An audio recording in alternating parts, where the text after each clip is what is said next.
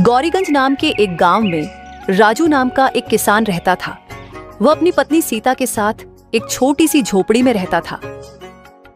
एक बार गांव में धान की रोपाई चल रही थी। सभी लोग सुबह सुबह अपने खेतों की ओर जाने लगे। मैं जा रहा हूँ खेत पर, तुम खाना लेकर वहीं आ जाना, और भाग्यवान साथ में थोड़ी दही का शरबत भी ले लेना। ठीक है जी, आप जाइए, मैं ले आऊंगी। राजू अपने खेत में पहुंचता है।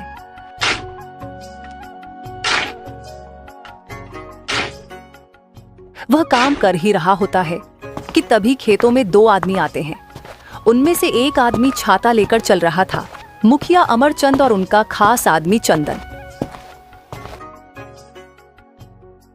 साहब, ये है राजू। हर साल इसकी बहुत अच्छी फसल आती है। मैं तो कहता हूँ कि इसे ही 8 बोरी अनाज के लिए बोल देते हैं। गरीब है मालिक, 2 पैसा कमा लेगा तो दुआ ही देगा। ठीक है चंदन, तुम जाकर इसे बता दो। जी मालिक। अरे ओ राजू, सुन तो। क्या बात है चंदन भाई? मुखिया जी तुझसे मिलना चाहते हैं। मुझसे मिलना चाहते हैं? पर क्यों? अरे वह तुम्हारी फसल खरीदना चाहते हैं। चल अब जल्दी जा। जी मुखिया जी। आओ राजू आओ, सुना है तुम्हारी फसल बहुत अच्छी होती है। क्या इस बार की फसल तुम हमें बेचना चाहोगे? बाजार से भी अच्छा दाम दे दूंगा। ये तो हमारे लिए सौभाग्य की बात है मालिक। तो फिर ठीक है, जिस दिन तुम्हारी फसल तैयार हो जाएगी हमें खबर भिजवा देना। हम अपने आदमियों को भेज देंगे, वो लोग तुम्हारी फसल काटने में मदद कर देंगे। अरे पैसे भी तुम्हारे घर पर भिजवा देंगे। उसके बाद मुखिया वहां से चला जाता है और राजू फिर से अपने खेत में काम करने लगता है। तभी सीता वहां खाना लेकर आती है।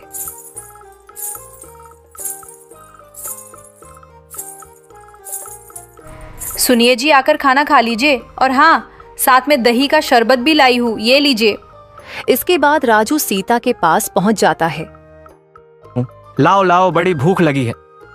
सीता, आज खेतों पर मुखिया जी आए थे। पता है उन्होंने क्या कहा? उन्होंने कहा है कि इस बार वह हमारी फसल खरीदेंगे और बाजार से अच्छा दाम भी देंगे।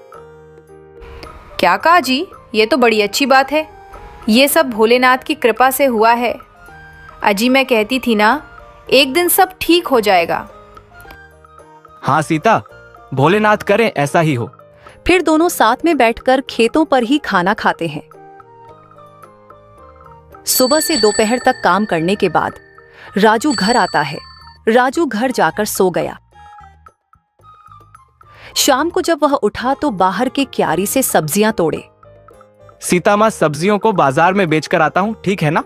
सुनिए जी, आप समय से घर आ जाइएगा, रात होने से पहले। ठीक है भाग्यवान। बाजार में सब्जियां बेचने के बाद राजू को एक बूढ़ी औरत दिखती है जो मछलियां बेच रही थी। मछली कैसे दे रही हो काकी? बेटा राजू, भगवान की कृपा से आज तुम मेरी सारी मछलियां बिक गईं। अब शाम भी हो रही है और मुझे घर भी जाना है। एक काम करो, 100 रुपए में तुम ये दोनों मछली ले जाओ। ये लो काकी, 100 रुपए।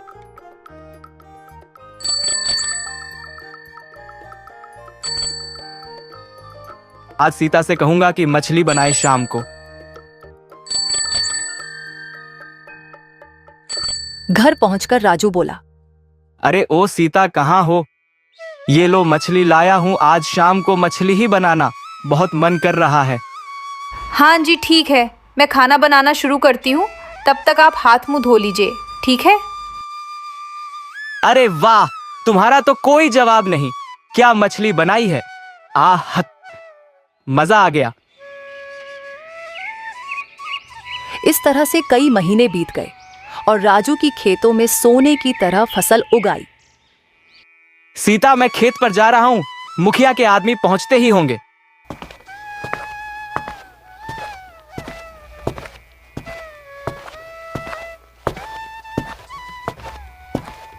राजू खेत में गया। चल बेटा राजू, तैयार हो जा, अब बहुत काम करना है आज। तभी मुखिया के आदमी भी वहां पहुंच जाते हैं।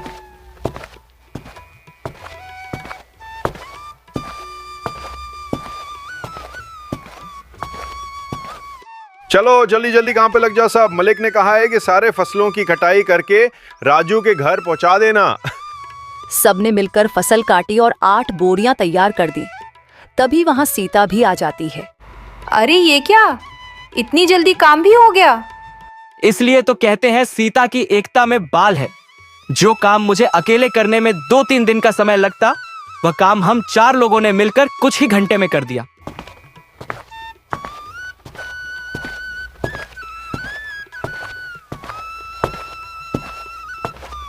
इसके बाद सबने मिलकर बोरियां राजू के घर तक पहुंचा दी।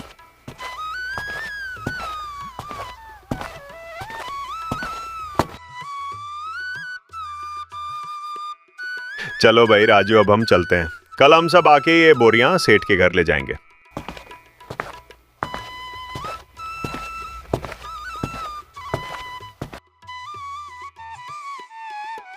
चलो आज का काम तो खत्म हुआ, अब बस कल का इंतजार है।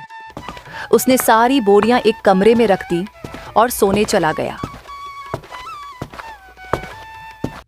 तभी आधी रात को राजू के घर के बाहर कुछ चोर आते हैं। मेरी बात ध्यान से सुनो, हमें पूरा काम करके ही लौटना है। खाली हाथ लौटे तो सरदार हमें छोड़ेंगे नहीं। वह चोर धीरे धीरे राजू के घर से सारी बोरियां चुरा कर ले गए।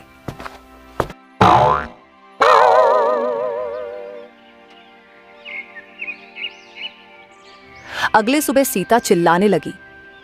सुनिए जी, जल्दी उठिए, जल्दी उठिए, देखिए क्या हो गया।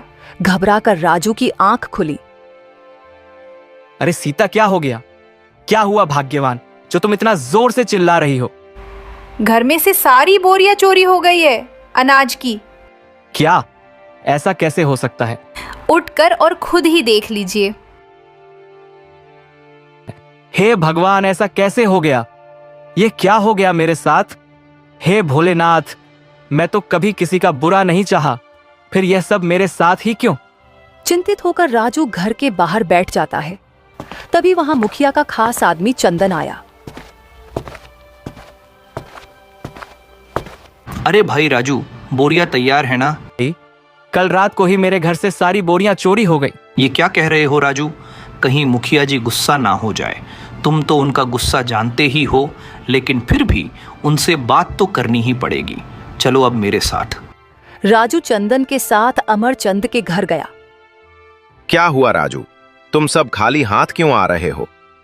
मुखिया जी, कल मेरे घर से सारी बोरियां चोरी हो गई। सुबह हमने देखा तो अनाज की सारी बोरियां गायब थीं। यह क्या मजाक है राजू? कहीं अच्छे दाम के चक्कर में तुमने किसी और को तो नहीं भेज दी और मुझसे आकर झूठ बोल रहे हो?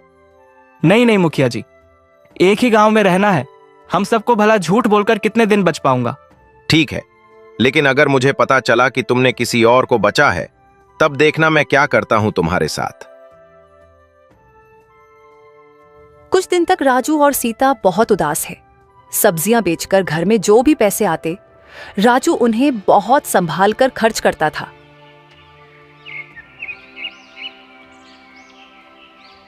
एक दिन राजू खाना खाने बैठा और सीता भी उसके पास ही बैठी थी।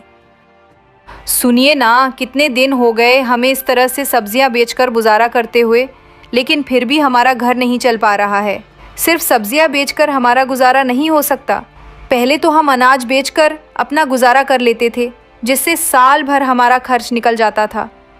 लेकिन अब तो हमें अगली फसल के पक जाने तक का इंतज़ार करना होगा। आप बताइए ना, ऐसे कैसे घर चलेगा? मैं जानता हूं, लेकिन मैं क्या करूं? मुझे कुछ भी समझ नहीं आ रहा। कि राजू थाली में रखा अचार रोटी के साथ खाता है। अरे सीता, ये आचार कहां से लाई हो? ये आचार तो मैंने बनाया है घर पर। अरे वह सीता, ये आचार ही हमारी समस्या का समाधान है। मेरी बात सुनो ध्यान से। तुम अचार बनाना और मैं लोगों के घर घर जाकर अचार बेचूंगा। पहले हम लोगों को अचार का स्वास्थ्य खाएंगे, उन्हें पसंद आया तो वह जरूर खरीदेंगे।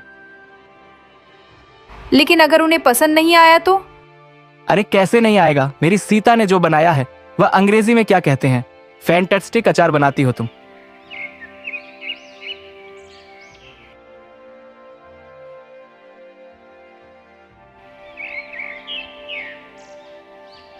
अगले दिन से सीता अचार बनाने लगी और सबको डिब्बों में पैक कर दिया और राजू अचार साइकिल पर रखकर निकल पड़ा।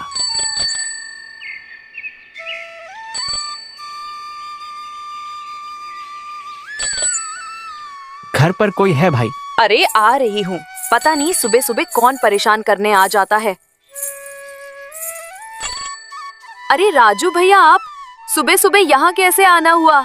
अचार बेचने का काम शुरू किया है भाभी जी, इसीलिए घर घर जाकर अचार बेच रहा हूँ। खरीदना चाहेंगी 100 रुपए में? जरूर भैया, जरा चखाना तो। उस औरत ने अचार चखा तो उसे बहुत पसंद आया। सच में राजू भैया, ये अचार तो बहुत स्वादिष्ट है। मुझे एक डिब्बी दे दीजिए।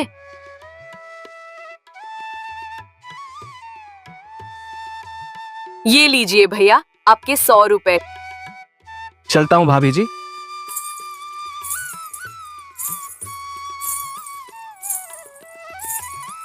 पैसे लेकर राजू आगे बढ़ गया। अरे राजू, तू यहाँ। और बता, कैसा है? उस चोरी के बारे में सुनकर बहुत बुरा लगा भाई। जाने दो भाई, अब क्या ही कर सकते हैं। अच्छा ये बताओ, बाहर से अचार खरीदते हो क्या? हाँ, क्यों? मैंने अचार बेचना शुरू किया है भाई, खरीदना चाहोगे क्या? राजू ने उसे थोड़ा सा अचार छकने को दिया। अरे वो राजू किसने बनाया ये? सीता ने। भाभी को कहना कि बहुत अच्छा अचार बनती है। बताओ भाई, खरीदोगे? हाँ भाई, एक काम करो, मुझे 2 डिब्बी दे दो। दूसरों से भी तो खरीदता ही हूँ, क्यों ना तुमसे ही खरीद लूं। भाई तुम्हारे 200 हो गए। हाँ भाई, ये लो। उसे 2 डिब्बी देखकर राजू आगे बढ़ गया। पूरा दिन राजू साइकिल पर चलते हुए अचार बेचता रहा। धीरे धीरे राजू का सारा अचार बिक गया। सीता, अरे ओ सीता, कहाँ हो भाग्यवान, जरा इधर तो आना। क्या हुआ जी, अचार बिका या नहीं? अरे सीता, हमारा 4 हाथों हाथ बिक गया, एक भी डब्बा नहीं लौटा। क्या आप सच कह रहे हैं? ये तो बहुत अच्छी बात है। अगर विश्वास नहीं होता तो तुम बाहर जाकर देख लो। सीता ने बाहर जाकर देखा तो साइकिल पर टोकरी खाली रखी हुई थी। इसका मतलब सारा अचार बिक चुका था। यह देखकर सीता बहुत खुश हो जाती है। अब बस तुम ऐसे ही अचार बनाते रहो और मैं घर घर जाकर बेचता रहूंगा। हाँ जी, आप बिल्कुल ठीक कह रहे हैं। मैं तो कहती हूँ कि आप दूसरे गांव में जाकर भी अचार बेचा कीजिए। आप जितना ज़्यादा अचार बेचेंगे उतना ही तो हमारा फ़ायदा होगा ना। अब से मैं और भी ज़्यादा अचार बनाकर दे दिया करूँगी और आप दूसरे गांव में भी बेचना। ठीक कहा तुमने, मैं ऐसा ही करूंगा। अब कल से तुम और भी ज्यादा अचार बनाना। हाँ जी, आप 1 हफ्ते रुक जाइए। 1 हफ्ते में बहुत सारा अचार बनाकर तैयार कर दूंगी। उसके बाद आप बेचने जाना, क्योंकि अचार पकाने में भी तो समय लगता है ना। सीता अचार बनाना शुरू कर देती है और राजू बाजार में सब्जियां बेचता है। कुछ दिनों में अचार तैयार हो जाता है और राजू फिर से उन्हें बेचना शुरू कर देता है। अब राजू दूर दूर के गांव में जाकर भी अचार बेचा करता था। अब धीरे धीरे करके सीता का बनाया हुआ अचार हर जगह लोकप्रिय हो जाता है। अब राजू अपनी अचार की दुकान खोल लेता है। अब जिसे भी अचार खरीदना होता वह राजू की ही दुकान पर जाता था।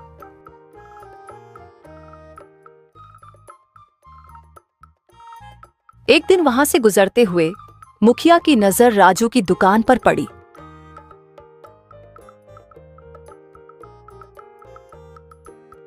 क्या बात है राजू, तूने तो अपनी दुकान खोल ली। जरा अपना अचार तो चखना। मैंने सुना है तुम्हारा अचार लोगों को बहुत पसंद आ रहा है। ये तो सबका प्यार है मुखिया जी। ये लीजिए, आप भी चखिए। अरे वाह राजू, ये तो बहुत बढ़िया अचार है। मेरे घर पर कुछ दिनों बाद भंडारा है, इसलिए कुछ दिनों बाद मेरे घर पर 30 किलो अचार भिजवा देना। मैं अपने आदमियों को तुम्हारे घर भिजवा दूंगा। वो जाकर अचार ले आएंगे और तुम्हारे पैसे भी दे देंगे। जी मुखिया जी। कुछ दिन ऐसे ही बीत जाते हैं। एक रात राजू और सीता मुखिया के आदमियों का इंतजार कर रहे थे। अजी मुझे तो लगता है कि आज कोई नहीं आने वाला, हमें सो जाना चाहिए। तुम ठीक कहती हो सीता, हमें सो जाना चाहिए। फिर दोनों सो जाते हैं।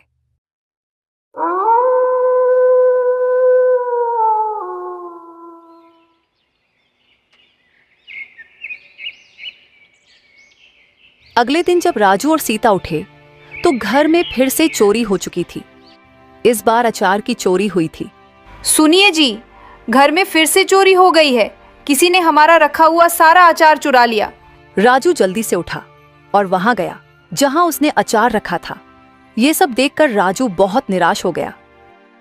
हे भगवान, यह क्या हो गया सीता? मैं मुखिया जी को बात कराता हूँ, कहीं और से उन्हें पता चल गया तो गुस्सा करेंगे।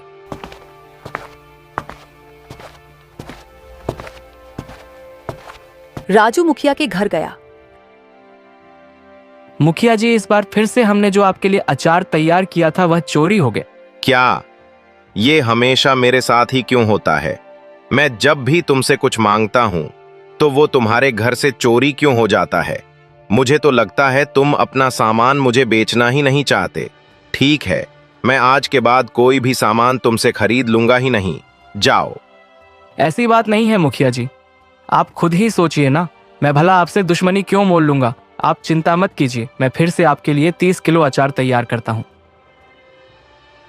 ठीक है, मगर इस बार कुछ हुआ तो तुम देख लेना, अच्छा नहीं होगा।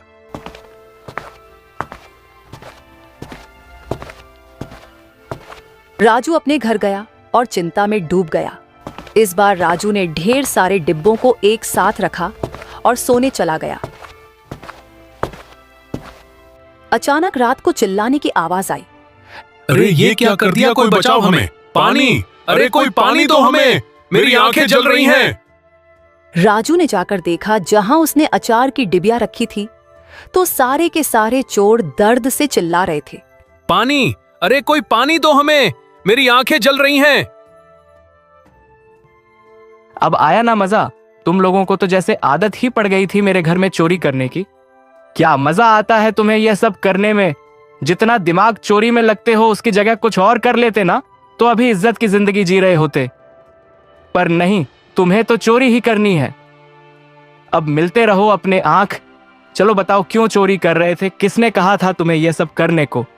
ये सब हम अपनी मर्जी से नहीं कर रहे थे, ये सब हमने चंदन के कहने पर किया। क्या कहा तुमने? चंदन? भला उसे क्या जरूरत पड़ गई? वो सब मुझे नहीं पता, हम लोग को माफ कर दीजिए, पुलिस को मत बुलाइएगा।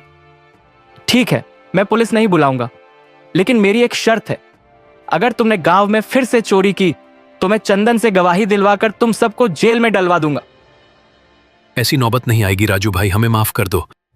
फिर सारे चोर चले गए। अगले दिन राजू मुखिया जी के घर गया और उसे रात की सारी कहानी बताई। मुखिया जी, ये सारी चोरियां चंदन ने करवाई है। तुम इतने यकीन से कैसे कह सकते हो कि यह सब चंदन का काम है? कल रात मैंने चोरों को पकड़ने के लिए एक जाल बिछाया था। सारे अचार को एक कमरे में रखकर दरवाजा बंद कर दिया था और दरवाजे के ऊपर लाल मिर्च रख दी थी। जैसे ही चोरों ने दरवाजा खोला, वह मिर्च उन पर गिर गई और वे लोग पानी पानी चिल्लाने लगे। मैं उनके पास गया तो उन लोगों ने तोते की तरह सब मेरे सामने उगल दिया। मुखिया के आदमी चंदन को पकड़ कर लाते हैं। मुझे माफ कर दीजिए मुखिया जी, मैं इतने सालों से आपके लिए काम कर रहा हूं, कुछ तो रहम कीजिए। माफ कर दीजिए मालिक। मेरे साथ तो तुमने जो किया सो किया, पर गलत तो तुमने राजू के साथ भी किया है। मगर मुझे एक बात समझ में नहीं आए कि तुम यह सब कर क्यों रहे थे। मैंने तो कभी तुम्हें किसी चीज की कमी नहीं होने दी, फिर तुमने ऐसा क्यों किया? तू ही मेरा सबसे खास आदमी था, जो भी कहा वो दिया, कभी किसी चीज की कमी नहीं होने दी। फिर भी जब भी मैं कुछ मंगवाता था तू उससे एक रात पहले चोरी क्यों करवा देता था? बताने की हिम्मत रखता है तो सच सच बता। मालिक, आपने सही कहा, आपने कभी कोई कमी नहीं होने दी, लेकिन मेरा मन हमेशा डरता रहता था कि अगर एक दिन आपने मुझे निकाल दिया या मेरा भरोसा उठा लिया तो मैं क्या करूंगा। इसलिए मैं पहले ही चीजें चोरी करवा देता था ताकि मैं खुद पर टिक सकूं। गलत किया मालिक, पर डर से किया। मुझे माफ कर दो राजू भाई। ये सब तुम कर रहे थे चंदन, और मैं इतने दिनों से परेशान था। मानता हूं ये सब तुमने डर से किया, लेकिन मैं तुम्हें माफ नहीं कर सकता। मैं नहीं चाहता कि गांव में और किसी के साथ भी ऐसा हो। सबके पास ये सबक पहुंचना चाहिए, इसलिए मुझे किसी माफी की उम्मीद मत रखना। तभी पुलिस वाले आते हैं और चंदन को अपने साथ गिरफ्तार करके ले जाते हैं।